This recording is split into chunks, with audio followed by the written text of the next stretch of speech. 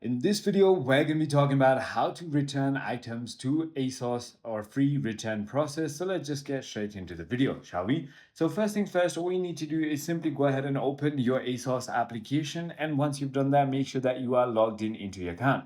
Now click on your profile icon on the bottom right and click on Create Return right over here and click on Get Started.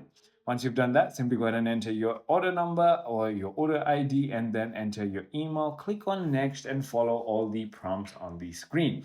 So first, once you've already chosen the item you are returning and provide a reason for each, which helps with future product improvements. You can also go ahead and search for your nearest drop-off location, so post office or courier, and then you will receive a QR code via the email or a label to print. Many locations now accept paperless QR codes.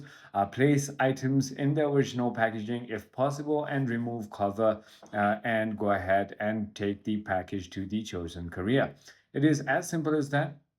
I hope this video clarified everything for you. If you have further more queries, feel free to comment down below and I'll see you on the next one.